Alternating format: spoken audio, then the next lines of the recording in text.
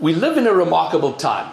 We are unique amongst life on this planet in that we have thoughts. And not only do we have thoughts about our thoughts. So when we have ideas, we go, wow, that's a great idea, or that was a terrible idea, or why did I even think of that? So all these things happen. But because of that, we strive to understand the world, to unpack it, to understand it, and to ultimately conquer it. So once we understand things, we develop technology in order to understand it further and to take us to better places. And through this process, we have arrived at a time in history that is the safest, healthiest, and most prosperous that it has ever been. There has never been a better time to be alive than right now. And it's because we've always looked to understand and develop technology to take us there. And this picture for me, there's no picture that more gives the idea of the human desire to know more and to go further. This is the greatest selfie of all time. In 1977, 2 spacecraft were launched, Voyager 1 and 2, and their job is to go and explore the outer planets. Voyager 1, after traveling for 6 billion kilometers and 13 years, on Valentine's Day 1990, turned around and took this picture. This is a picture of Earth from 6 billion kilometers away. It's a remarkable human achievement that we were able to do this. But one of the consequences of all this driving forward and developing technology, in addition to being the healthiest, safest, and most prosperous time, we find ourselves a little overwhelmed by technology, a little uncertain about where to go, which is why there are speakers such as Michael and Graham and others who talk about managing that change process, because we have a very complicated and emotional relationship with change. Most of us love change because we all know people and know organizations that should change. And we say, change is awesome. You definitely need to change. And he could do with some change, but not us. When it comes for us, we freak out a little bit. So when it comes to technology, there is a sense of denial about its impact in the world, about its impact in our organizations. And we're all somewhere in this process. Either we're comfortable and we say, you know what, we've been in business for 20 years. We don't need new technology. We understand it. Our clients will always need us and need our expertise. But then some disruption comes along and changes an entire industry, the way business happens. And we go, well, you know what, it's a bit of a fad. It'll come, it'll go, because our customers will always need our expertise and our knowledge and our deep experience. And as we realize that it's not a fad, it's here to stay, so the resistance builds. And there's almost an insistence, an obdurate insistence of not embracing technology. But at some point, we realize that it is here, this is now an industry standard, and our customers are demanding better technology. And well, why, what I'm getting from these guys, I'm not getting from you. So there's a grudging acceptance of it. But the problem with that is now we do old things with new technology. We make PDFs of all of our training manuals and we put them onto tablets and we went digital. And we don't understand why nobody reads them and they hate them and we get nowhere. Because there's no vision, there's no understanding that new technology brings new ideas, greater vision. So somewhere along the line, we go, well, fine. We're using it now, but now we're so far behind. We're no longer market leaders. We're just struggling to get to square zero. Never mind regain any market share. But as you embrace technology, you begin to understand where it can take you. So we have vision again. We get excited and we're making progress. And then very quietly, we slip back into just being comfortable. We changed, we transformed. Here we are, we don't need to do it anymore. And so the cycle begins. So all of us are here somewhere in that, and we've got to somehow break that, because wherever you are in the cycle informs the decisions you make about the future of your own job, about where your business is going. And then you're either making decisions from a place of progress, of vision, or you're making it from a place of fear and resignation. And where do you want to be?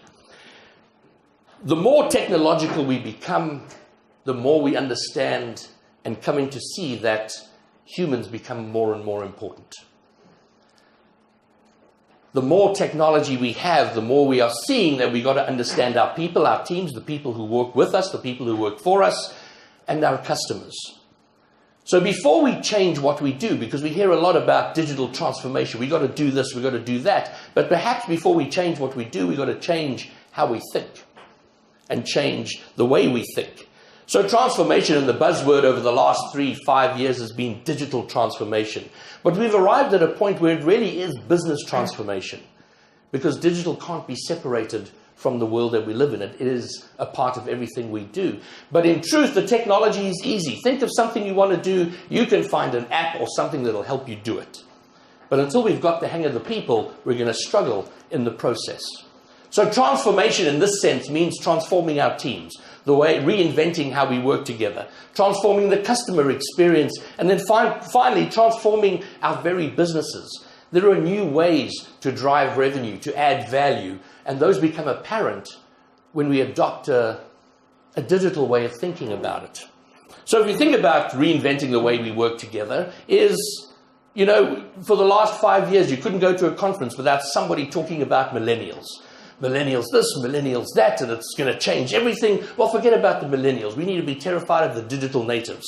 These are people born after 2000.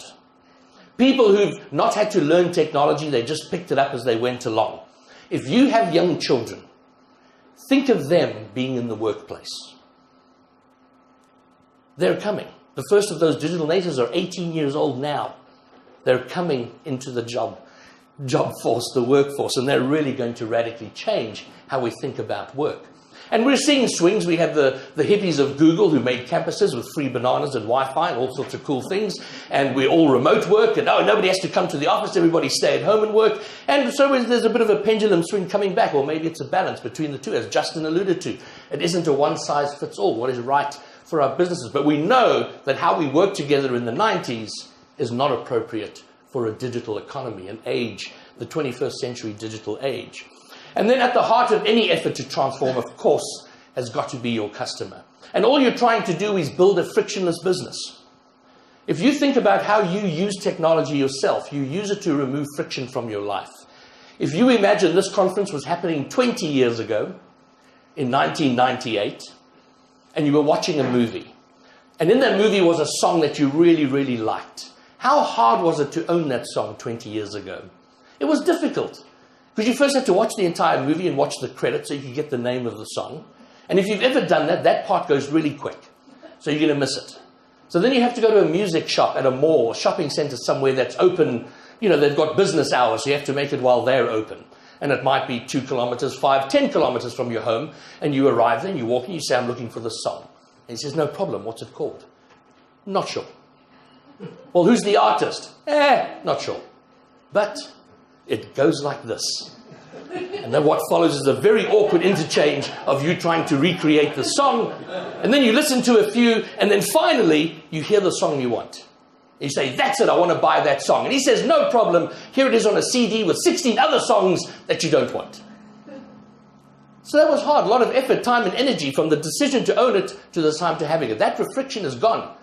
Because the music industry, being the first to be really massively transformed by technology, removed that friction. If you hear a song today, you're Shazamming it or Googling it or Siri's helping you out. You've got the artist, you know, and then either legally or otherwise, some way you can download and have access to that music.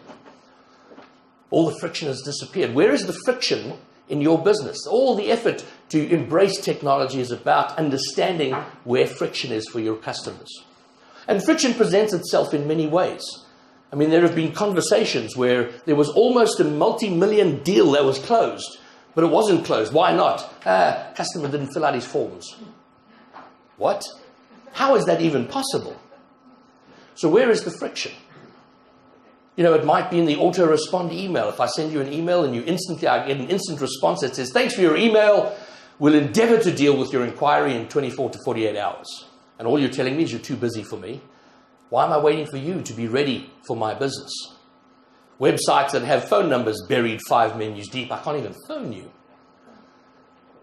And those are superficial examples of it, but the friction runs pretty deep. And when you understand the friction from your customer's perspective, then you can find technology to make that journey and process easier.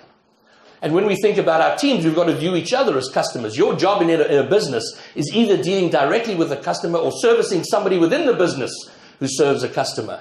Yet, as soon as we get more than 2 people together, we start to play politics, and people within a business build all sorts of friction between themselves. But the whole frictionless journey should be the same within the workforce, with each other? How do we make it frictionless for each other in order to deliver that frictionless experience for customers? And when we don't do it, we create a bizarre situation.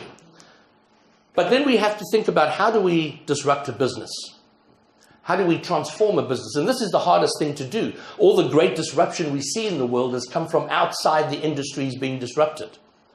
Because if you've been in the same business for 5 years, 10 years, or 20 years, you have learned to think in a very particular way. And people say, let's think outside the box. Well, the truth is, most of us are not even sure where the box is.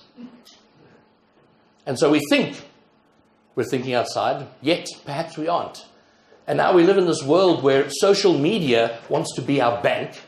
Our banks want to sell us technology. And technology businesses want to get involved in our healthcare. At what point did those become good ideas?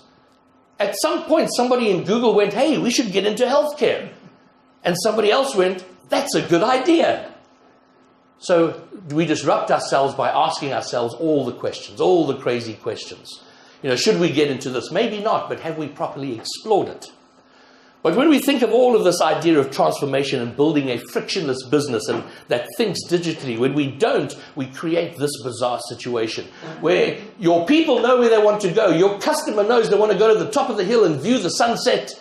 They know how to get there. There is a perfectly serviceable road to take them there. And you're saying, please, will you take the middle lane?